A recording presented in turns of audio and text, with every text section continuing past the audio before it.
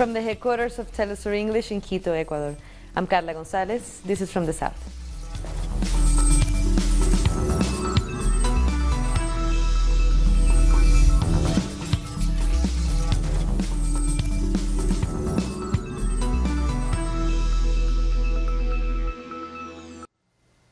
We begin in Brazil, where as many as 2 million people flooded the streets in a series of massive demonstrations against the government's proposed cuts to education.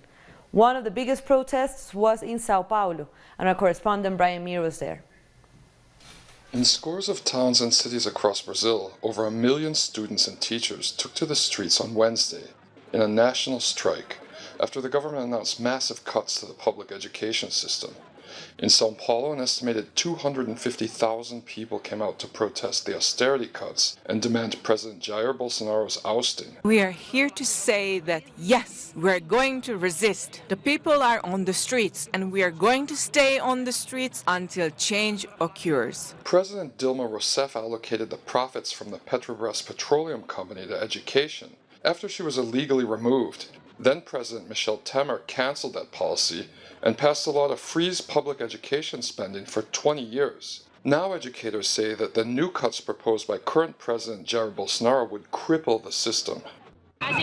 We came out to fight against the cuts in investment in the public education system and against the precarization of public education and the government's general dismantling of the education system.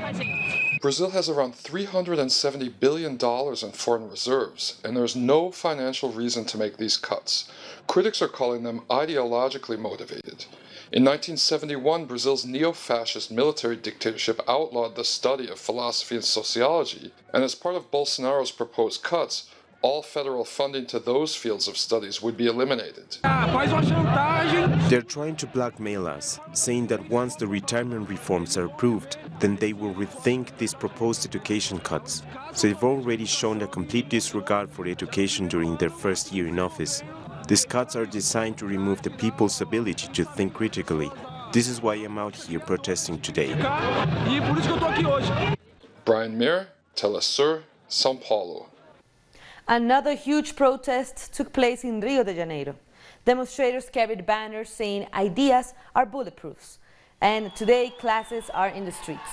These were the biggest protests so far against President Jair Bolsonaro, who took office in January.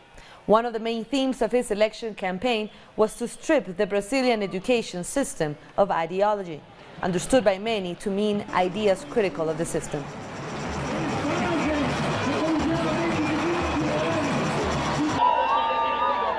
Our President Bolsonaro has started attacking philosophy, sociology and social sciences courses because they want citizens that don't think. They want to turn the population into manipulated mass. Some say he's only been here for 5 months and it's not enough to govern.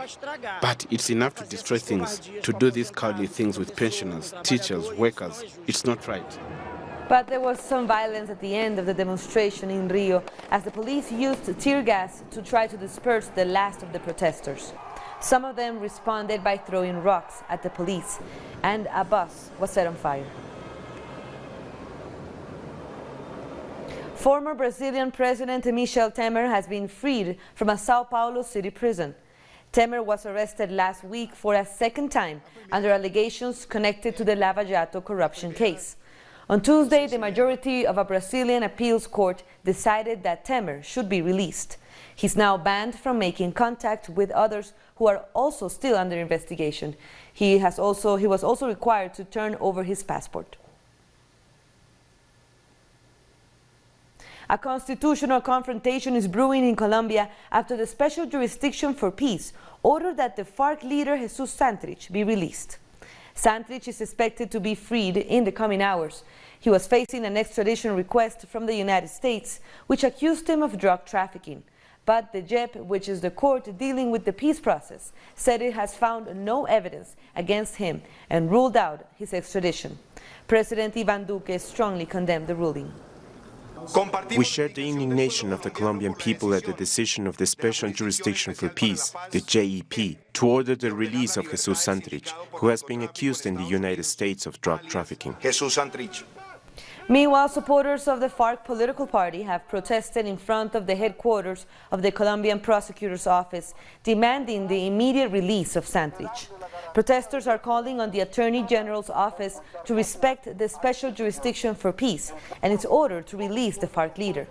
Earlier, the Attorney General resigned over the order. We demand from the Attorney General's National Office that it complies with the JEP ruling today and grant Jesus Santrich immediate freedom. He has been deprived of his freedom for more than 400 days without any evidence. The prosecutors the first lose from these judicial lies, but the United States are also losers because the United States through the DEA have orchestrated a series of judicial lies, not only against Santrich, but against many other people, and now these lies are collapsing. More than 60 deserters from the Venezuelan armed forces and their families have been evicted from the hotel where they have been staying in Colombia after their sponsors stopped paying for their stay. The deserters are part of the group that tried to force into Venezuela the so-called humanitarian aid on February 23rd, in collaboration with the Venezuelan opposition and their foreign backers. The deserters have accused opposition figure Juan Guaidó of abandoning them after using them to engage in violence against the government of Venezuela. We blame Juan Guaidó, who was the one who made the call on February 23 and has not complied with us. They are already evicting us from the hotels because it is like everything. It is a private entity. It is not something public of the state, and the hotels cannot keep us, and the payment was not made on the day of the hotel's lodging. Venezuela is well on its way to economic independence. That's according to President Nicolás Maduro, who made the announcement on Wednesday night. In a series of tweets, Maduro revealed several development plans to revitalize the country's productive sectors. One of the plans is based on the development of pork, corn and rice through plants in the states of Cojedes, Portuguesa and Yaracuy.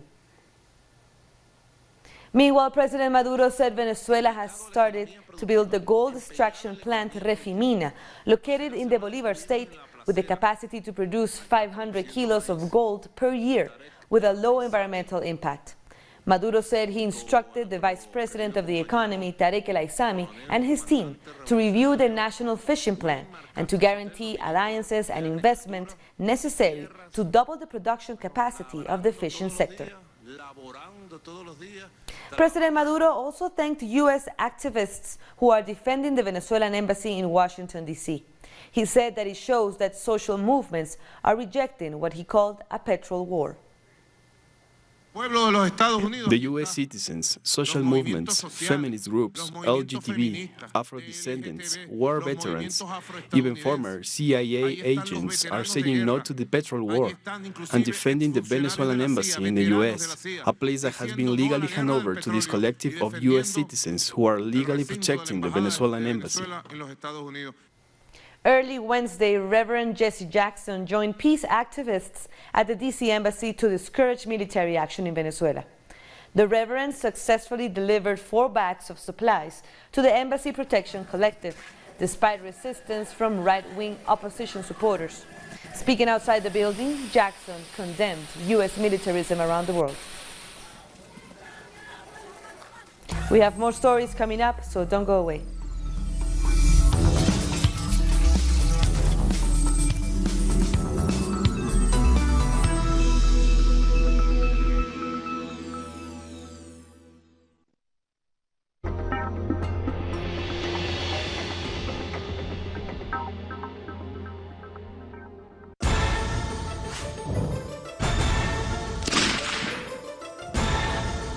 Who's moving the chessmen? What interests motivate the actors behind each event? Se despliega el tablero. Uncritical Moves investigates every event from Monday to Friday. Only on Telesur.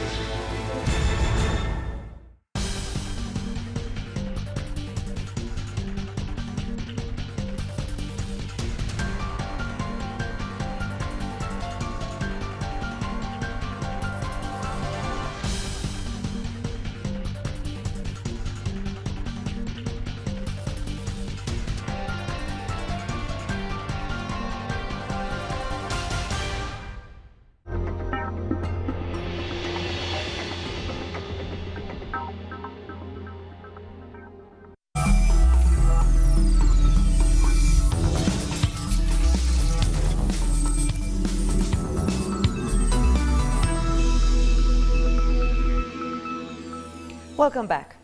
Guatemala's Constitutional Court has rejected the presidential candidacy of former Attorney General Telma Aldana. As the country's highest authority, the Constitutional Court rejected the appeal of Aldana's party, the Semilla Movement.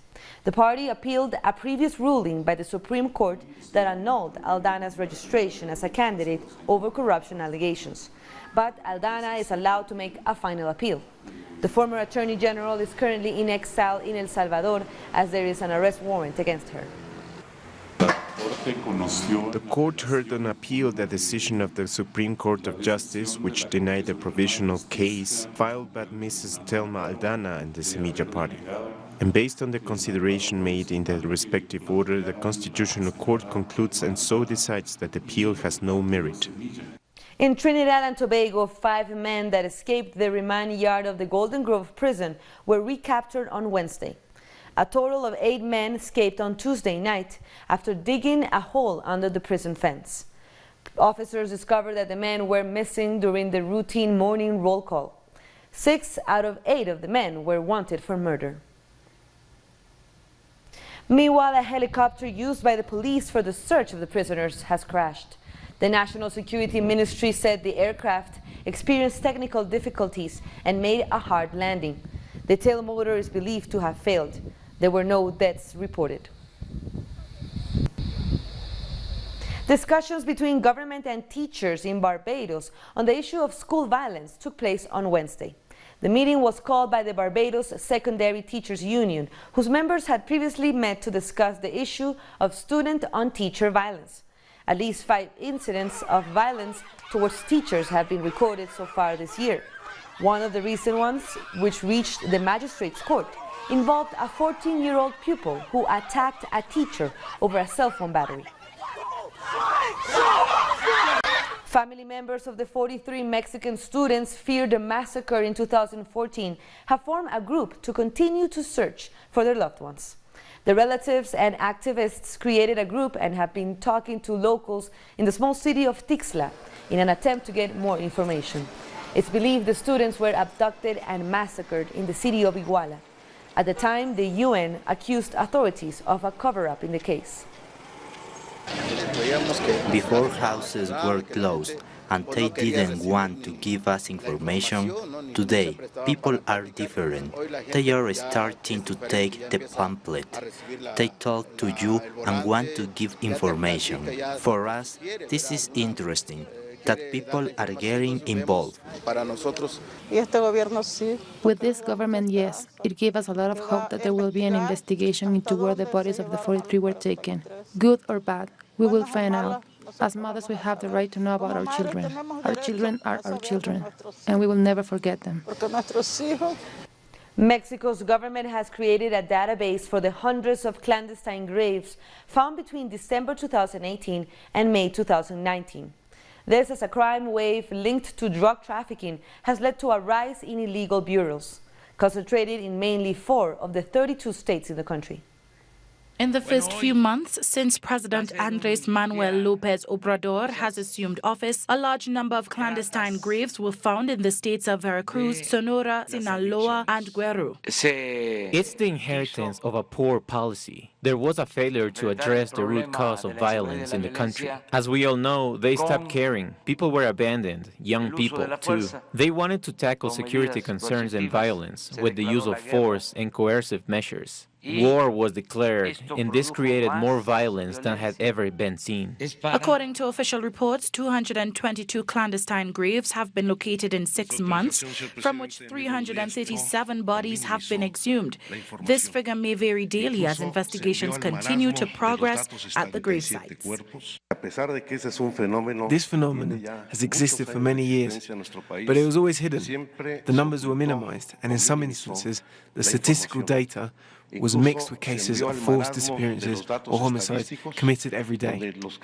However, most of the remains found in clandestine pits have been placed there many years ago. In light of this discovery, the government has created a national registry for grave sites, which will be updated with data provided by the government secretary, the Attorney General, and the National Search Commission. These organizations were absent in the governments of Felipe Calderón, who began the so-called war against drug trafficking, and his successor, Enrique Enrique Peña Nieto. La política de Calderón, Symmetry. Calderón attempted to persuade the public into thinking that his government was winning the war.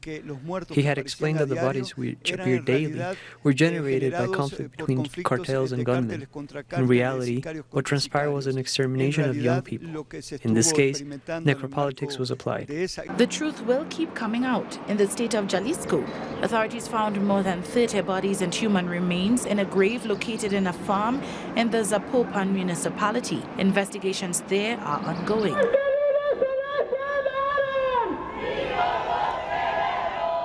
The children and families of people who were forced disappeared flood to the streets and listen with intent. They want their loved ones to return alive, or at least find their remains so they can mourn their deaths. Members of the Guarani indigenous community in Ecuador have protested in Quito to demand that their land rights be respected. Last month, a court ruled that the state violated the rights of indigenous communities because they weren't consulted about oil exploitation in their territories. But now members of the community, which live in the Amazon rainforest, are afraid that the ruling might be overturned.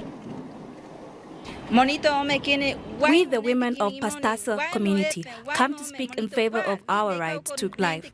We want to have clean water, clean forest, our living culture. We want to live happily in free space and without pollution. The grandparents, the ancestors of our culture, were defenders, jungle caretakers, and did not allow anyone to enter from any culture. They killed them with spears. We do not want to face the government to kill with spears, to threaten. We just come with a lot of respect to ask you to respect our rights.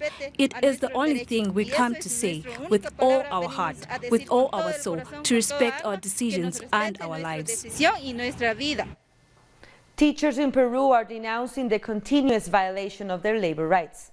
12,000 teachers were sanctioned and fired for joining a strike last year. Meanwhile, more than 5,000 teachers were not reinstated after they were fired during the Fujimori dictatorship. Betty Izagir is a teacher in a public school in Lima.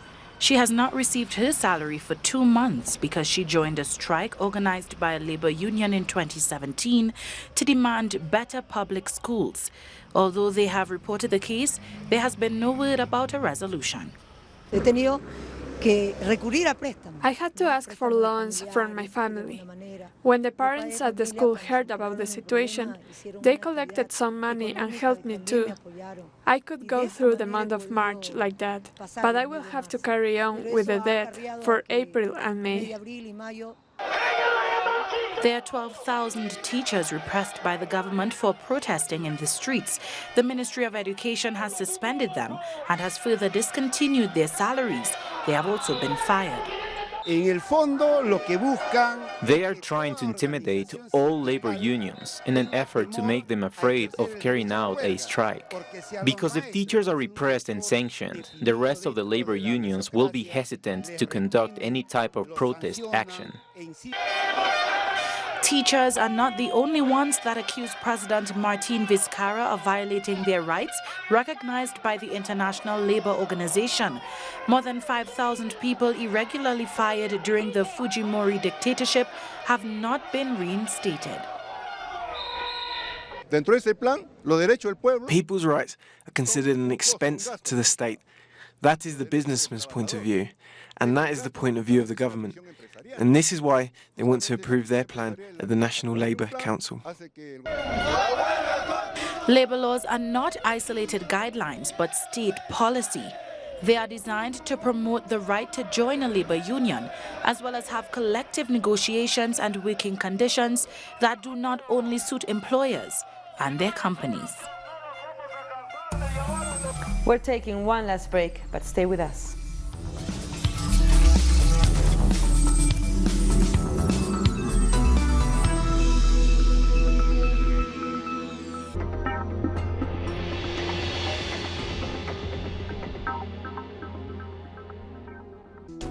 The life is full of moments. Moments of fight. Moments of hope. Moments that transcend. Moments that you can live in. Telesur documentaries. Sundays, only on Telesur.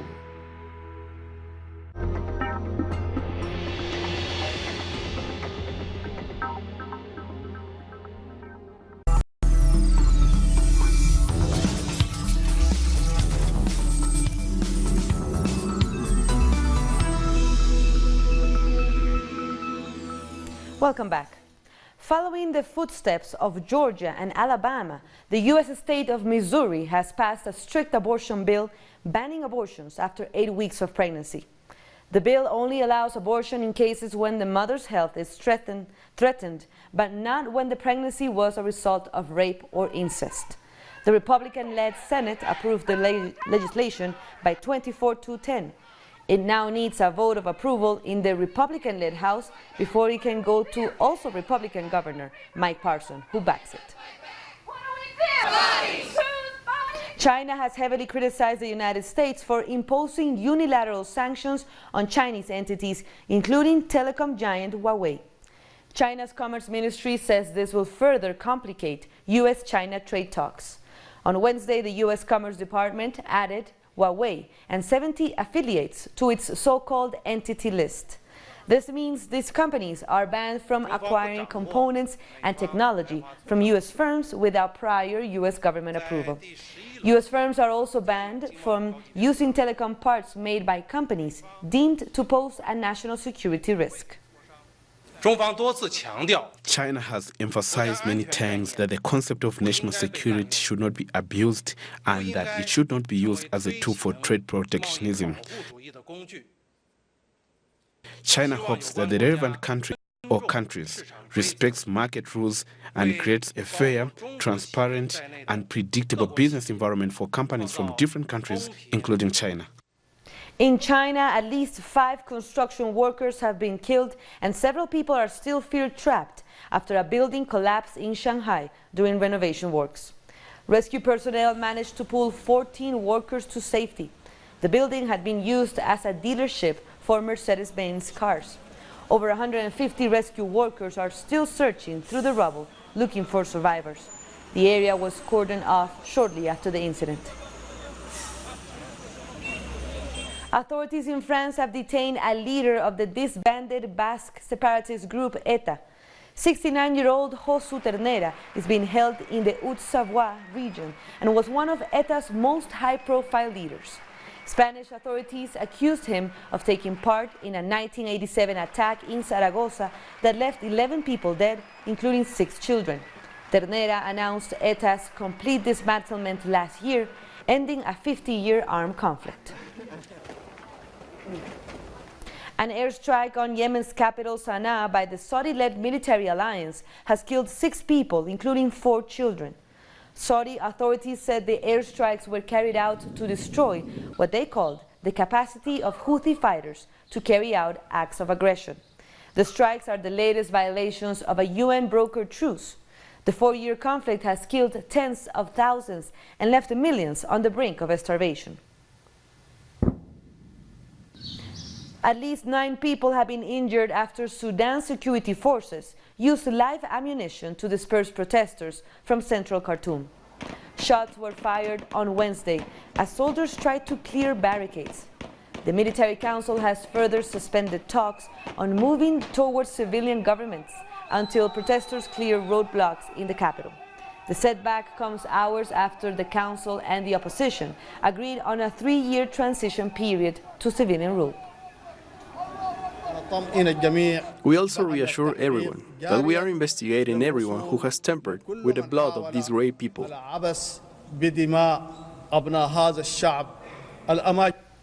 Kenyan athlete has expressed fear that the new rules on testosterone levels for female athletes will jeopardize the career of many female athletes. Margaret Wambui, an Olympic bronze medalist, is one of the athletes affected by the ruling of the International Association of Athletics Federations that requires women with high levels of testosterone to take medication to suppress it. The new rules took effect on May 8th after South Africa's 2-time Olympic champion, Caster Semenya, lost a legal challenge against them. I'm worried now. I'm already worried. about my career, because I just know that since I was a small kid, I just grew up knowing that this is my career now. So for now, I feel so disappointed by that ruling. An academic at the University of Bristol in the United Kingdom is claiming to have cracked the Voynich manuscript. This 15th century work has been described as the world's most mysterious text. The Proto-Romance language used in the manuscript was supposedly spoken across the Mediterranean region, but rarely written because Latin remained the language of the government during the medieval period. With that, we end our news brief, but remember you can read all of these stories by checking our website, telesurenglish.net. And be sure to also follow us on social media. We're on Facebook, Twitter, and Instagram. For Telesur English, I'm Carla Gonzalez. Thank you for watching.